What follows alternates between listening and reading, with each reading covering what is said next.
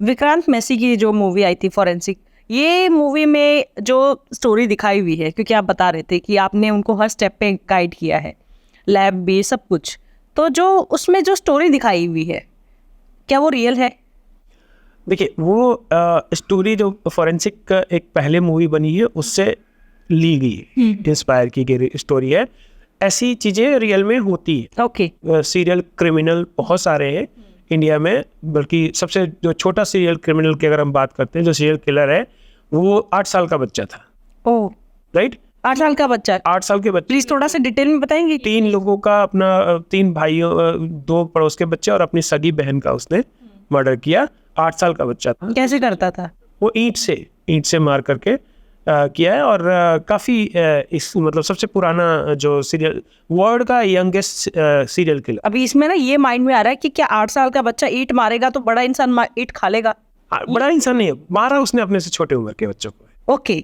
अपने से over power, जो मैंने बताया ना आपको, ओवर पावर करने की। अगर मैं ओवर पावर नहीं कर पाऊंगा तो मैं किसी की का मर्डर नहीं कर सकता, किसी के साथ वो क्राइम नहीं कर सकता अनटिल अनलेस मेरे पास कोई एक्सटर्नल इक्विपमेंट नहीं हो। तो उस लड़के ने ओवर पावर करके किया। ऐसे जो विक्रांत मैसी की मूवी फॉरेंसिक में जो विक्रांत है बहुत ही डाउन टू अर्थ आदमी है। एंड शायद ही ऐसा कोई आदमी है जो कि लर्न करना चाहे। जो डायरेक्टर विशाल फूरिया थे, he is such a intelligent person. उन्होंने फॉरेंसिक बनाते समय एक एक चीज़ को, अगर हमने बात की ल्यूमिनॉल टेस्ट की, तो उन्होंने पहले बोला कि डॉक्टर साहब पहले टेस्ट करके दिखाइए।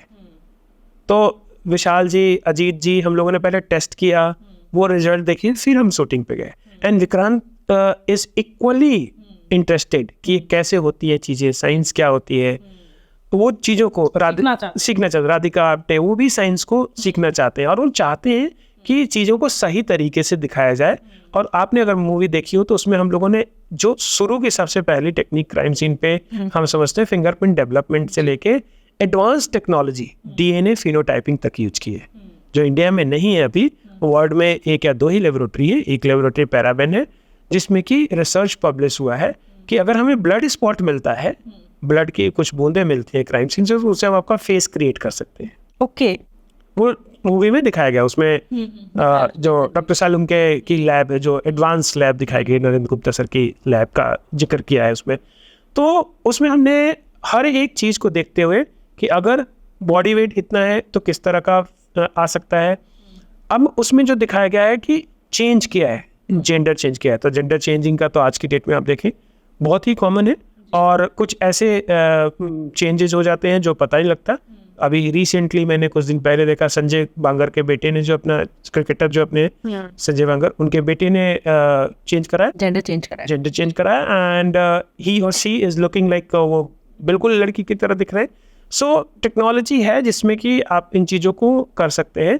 कुछ चीज़ें होती हैं कि जो सीरियल किलर होते हैं, अपनी चीज़ों को, आप पुराने सीरियल किलर से रिलेटेड बंडी से लेके किसी भी सीरियल किलर की बात करते हैं तो एक पैटर्न को फॉलो करते हैं, और उस पैटर्न के ऐसे क्राइम बड़े कॉमन है जो मूवी फॉरेंसिक में दिखाया गया है, और जिसको कुछ स्टोरी के अंदर थोड़े से चेंजेस किए गए। और उसमें जो हमारे प्रोड्यूसर थे मानसी वागला एंड वरुण वागला, उनका भी इनपुट बहुत ज़्यादा था, और एक एक चीज़ को उन्होंने इवेल्युएट किया कि ये चीज़ ऐसे दिखना चाहिए। टेक्नोलॉजी में उन्होंने कोई कंप्रोमाइज़ नहीं किया।